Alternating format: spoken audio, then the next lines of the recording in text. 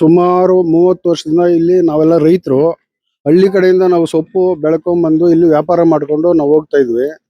ಈಗ ಸಡನ್ ಆಗಿ ಬಂದು BBMP ಅವರು ಇಲ್ಲಿ ಎಲ್ಲ ಬಂದ್ ಮಾಡಿಬಿಟ್ಟಿದ್ದಾರೆ. ನಮಗೆ ಸೊಪ್ಪು ಇಳಿಸ್ಕೊಳಕ್ಕೂ ಜಾಗ ಇಲ್ಲ, ಗಿರಾಕಿ ಬರೋಕ್ಕೂ ಜಾಗ ಇಲ್ಲ, ತಗೊಂಡೋಗೋ ಗ್ರಾಹಕರಿಗೂ ಜಾಗ ಇಲ್ಲ.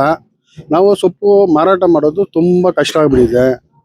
BBMP ಅವರು ಅವೈಜ್ಞಾನಿಕವಾಗಿ ಕಂಬಗಳನ್ನ ಹಾಕಿ ಇದು ಮಾಡಿದ್ದಾರೆ. ಏನಾದರೂ ಒಂದು ಫೈರ್ ಆಕ್ಸಿಡೆಂಟ್ ಆದ್ರೂ ಒಂದು ಗಾಡಿ ಬರೋಕ್ಕಾಗಲ್ಲ. ಇಲ್ಲಿ ವಾರಕ್ಕೊಂದ್ಸತಿ ಇಲ್ಲಿ ಬಾತ್ರೂಮು ಬ್ಲಾಕ್ ಆಗುತ್ತೆ, ಅದು ಕ್ಲೀನ್ ಮಾಡೋಕ್ಕೆ ಗಾಡಿನೂ ಬರೋಕ್ಕಾಗಲ್ಲ. ಎಲ್ಲ ರೀತಿಯಿಂದ ತೊಂದರೆ ಆಗ್ತಾ ಇದೆ. ಇವಾಗ ಸುಮಾರು 30 ಗಾಡಿ ಸೊಪ್ಪು ಬಂದಿದೆ. ಇಲ್ಲಿ 8 ಗಂಟೆಗೆ ಬಂದಿರೋ ಗಾಡಿಗಳು ಈಗ 11:15 ಆದ್ರೂ ಇಳಿಸೋಕೆ ಜಾಗ ಇಲ್ಲ. ಎಲ್ಲ ಸೊಪ್ಪೆಲ್ಲ ಬಿಸಿ ಬಂದು ಎಲ್ಲ ಹಾಳಾಗೋಗಿದೆ. ತುಂಬ ರೈತರಿಗೆ ಇವತ್ತು ಸುಮಾರು ಒಂದು 40 ರಿಂದ 50 ಲಕ್ಷ ರೂಪಾಯಿ ಲಾಸ್ ಆಗುತ್ತೆ. ಇದನ್ನ ಕಟ್ಕೊಡೋರು ಯಾರು? BBMP. ಇಲ್ಲಿ ಬೇರೊಬ್ಬನ ಇಲ್ಲಿ ಪಾರ್ಕಿಂಗ್ ಅವರು ಬಂದ ಮೇಲೇನೆ ನಮ್ಗೆ ತೊಂದರೆ ಆಗ್ತಾ ಇರೋದು. ಅವ್ರನ್ನ ಕೇಳಿದ್ರೆ ನಮ್ದೇನು ಇಲ್ಲ, BBMP ಅವರು ಹಾಕಿರೋದು, ನೀವು ಕಮಿಷನರ್ ಹತ್ರ ಹೋಗಿ ಮಾತಾಡಿ ಅಂತ ಹೇಳ್ತಾ ಇದ್ದಾರೆ.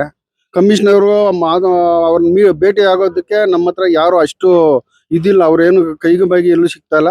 ಬಟ್ ನಮ್ಗೆ ಎಲ್ಲಿ ಹೋಗ್ಬೇಕಂತಾನೆ ನಮ್ಗೆ ಗೊತ್ತಿಲ್ಲ. ನಾವು ಹಳ್ಳಿ ಕಡೆಯಿಂದ ಎಲ್ಲ ಬಂದಿರೋದು ನಾವು. ಇವಾಗ ನಾವು ಏನು ಮಾಡ್ಬೇಕಂತ ನಮ್ಗೆ ಗೊತ್ತಿಲ್ಲ. ಇದನ್ನ ಬಗೆಹರಿಸ್ಕೊಡ್ಬೇಕಂತ ನಾವು ಕೇಳ್ಕೊಂತ ಇದೀವಿ ಸರ್.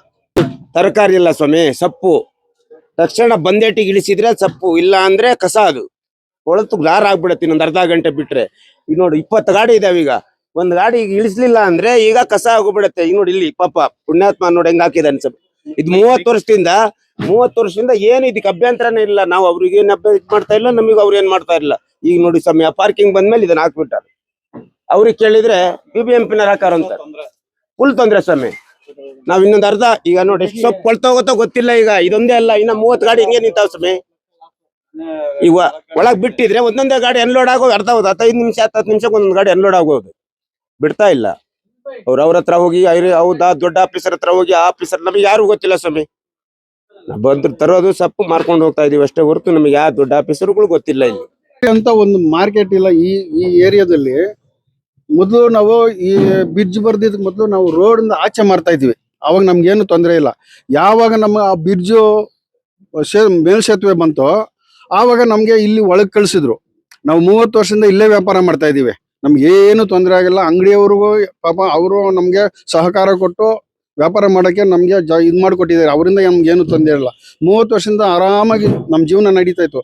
ಈಗ ಯಾವಾಗ ಇಲ್ಲಿ ಪಾರ್ಕಿಂಗ್ ಬಂತೋ ಆವತ್ತಿಂದ ನಮ್ಗೆ ಎಲ್ಲಾರ್ಗು ಫುಟ್ಪಾತ್ ವ್ಯಾಪಾರಿಗಳಿಗೆ ಎಲ್ಲಾರ್ಗು ತೊಂದರೆ ಆಗ್ತಾ ಇದೆ ಸರ್.